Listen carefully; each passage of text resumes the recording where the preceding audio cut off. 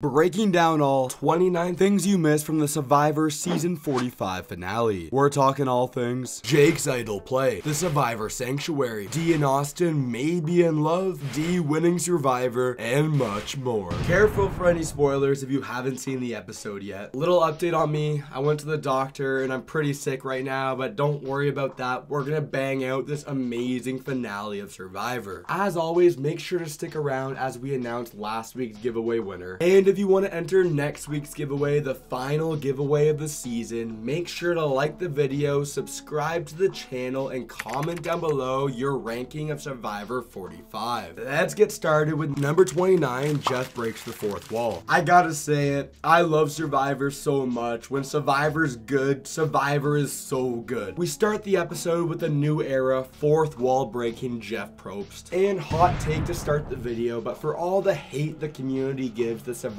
producers for all the new era changes, this season and this finale give me so much faith for Survivor moving forward. And I'll go into it with more detail next week with my full season review. Number 28, previously on Survivor. The previously on Survivor segment does a fantastic job highlighting all the major themes we'll see in the finale. Jake's idol play, the Survivor showmance, and of course D dominating. Number 27, new beach. Personally, I'm fine if we stop doing this new beach during the finale segment. However, I do appreciate we don't spend too much time with it this episode. It was a big talking point last week with D not telling Austin the plan to blindside Drew, leading into number 26, D and Austin. We will obviously chat about the Survivor showmance throughout the video, and leave a comment down below if you think the Survivor showmance is real. Looking back at it, I was surprised Austin got the amount of respect he did at the final tribal council. Personally, I thought it was a little bit lame how chill Austin was and not mad at D for not telling him about Drew. It would basically be the same situation that I was in.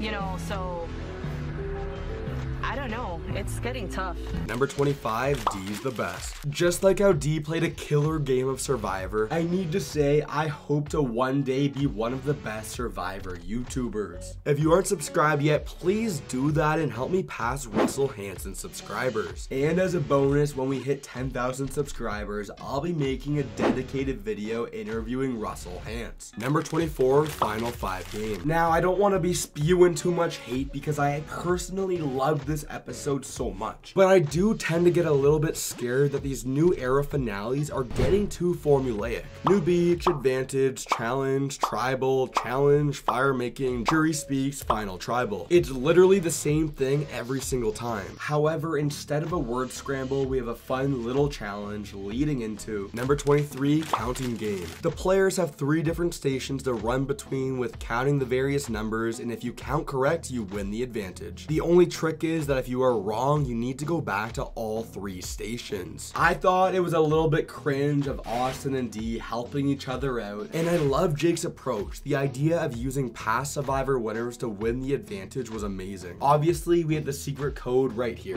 Gabler's coconuts. He's a little nutty. He's a little coconut. JT, Gabler, Denise. I pull it. Number 22, final 5 challenge. We saw it in all the previews. We knew it was coming, and as someone who obviously loves the Survivor puzzles, I was pumped to see this one here. The players would grab a machete to drop sandbags, landing them in a basket to reveal numbers for a combination lock, giving the players keys to unlock the pieces to the Fitz Tower puzzle. It was a little bizarre how Jeff worded it. If you win this challenge, you will never be voted out of Survivor 45, obviously referring to the fire making challenge, as we also had reward for a steak dinner at the sanctuary. And finally, Jake uses his advantage that he just got earlier in the video, but sadly he kind of wastes the free sandbags, leading into number 21, the challenge. On Twitter, it seemed like no one cared specifically about the challenge. Everyone only cared about if the winner was gonna kick over the puzzle. Fun fact, this puzzle is called Fitz Tower because before this season, the only person to ever win it was Michelle Fitzgerald, who won it and kicked it over in both Survivor Co Wrong and Survivor Winners at War. Although we saw our dude Jake with the advantage, he fully wasted here by forgetting the key and losing a puzzle piece, leading into Austin winning the challenge and of course doing the thing as well. Austin wins immunity, guaranteed a spot in the final 4. Number 20, the Fitz Tower. I'm gonna keep it short and sweet. I'm just in a good mood after watching that Survivor finale, and I want to spread the love. The Idol Play Survivor 45 drop is officially over, but I'm going to keep the Fitz Tower available until Friday night to celebrate it in the finale. By the way, there's super low inventory left, only 3 remaining, so use the code FITZWIN to get a bonus 15% off. Seriously, thank you so much for all the support all season with Idol Plays and the channel. It's all the support from all of you that makes this feel so awesome. And remember, I only have 3 Fitz Towers remaining, so use the code FITZWIN for a bonus 15% off. Number 19, Austin's decision. Personally, I was blindsided by Austin's decision. I was convinced he was going to be picking, well, D, but instead Austin goes with Jake instead. Number 18, the losers return. We have Katurah, D, and Julie all feeling down about losing the challenge. It was different and weird to see Jeff hype this up as the last chance to be voted out of Survivor 45. We talked about all season how the yellow tribe was a mess, but actually this blue tribe was a mess as well, with the red tribe walking all over everyone all game. Katurah tries to make a move and get the biggest threat of the game, D, out of the game, but Julie wants to keep the connection with D alive, so they end up planning to go for Jake. Little do they know, Jake has a secret that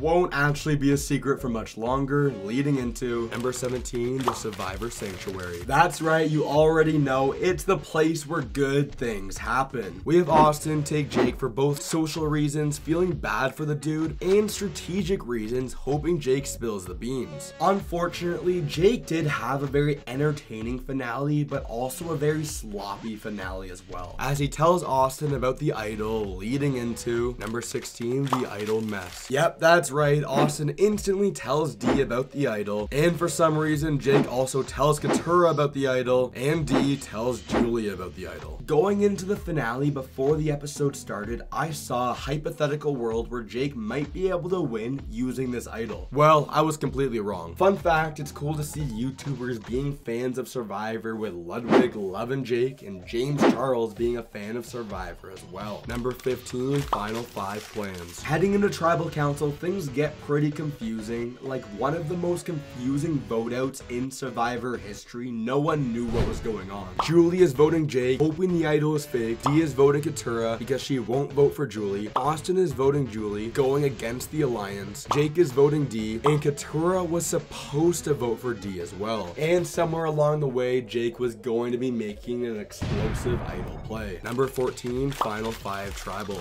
This was top tier Survivor content, and I'm shook it turned out this good. All season long, the votes have been all steamrolls, and every new era final 5 vote have all been steamrolls, but not this time, as no one knew at all what was going on, as Jake gives a really good Tony impression. Have you heard my Tony impression? Nope. Would you like to? No. Could you validate this for me?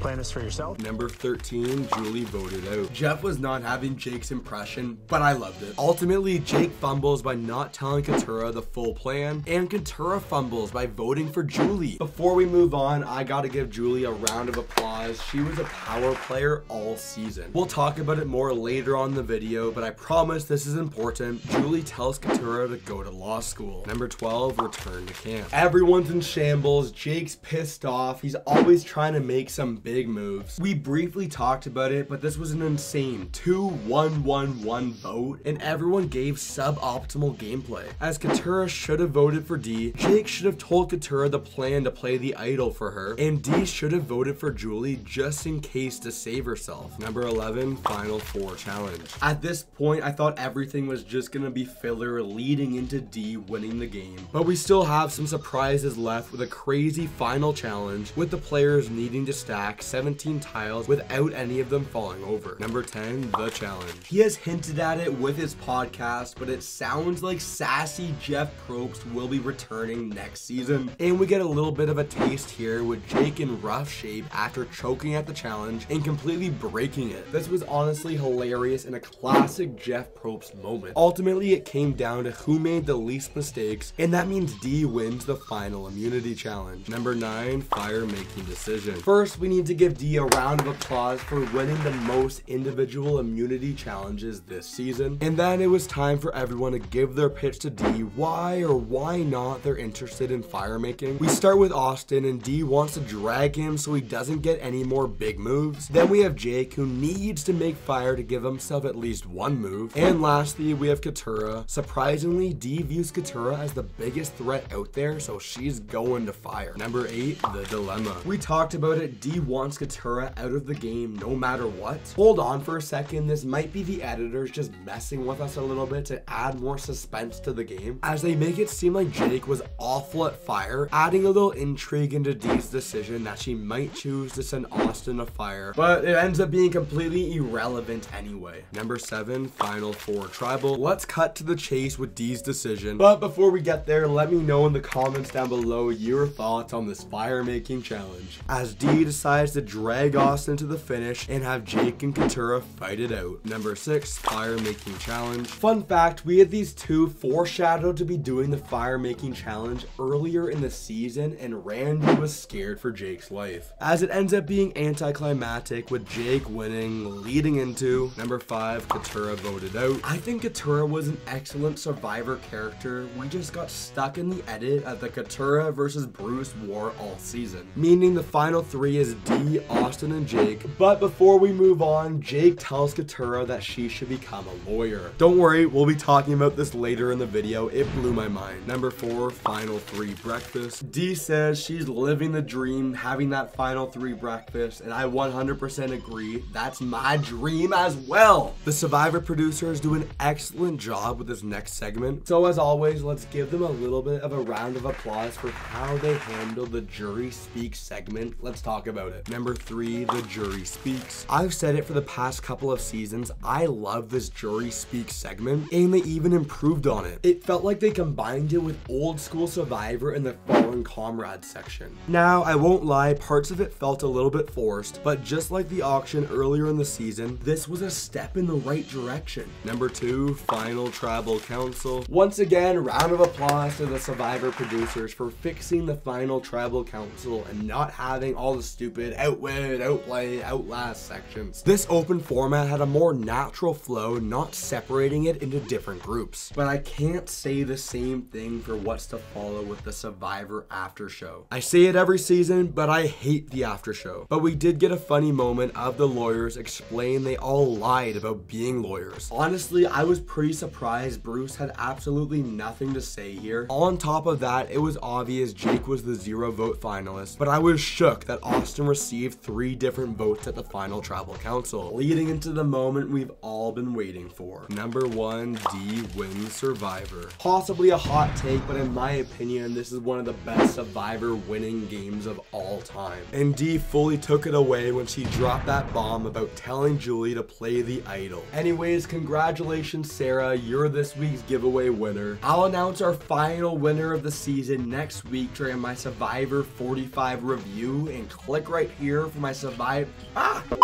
click right here for the Survivor 46 cast assessment.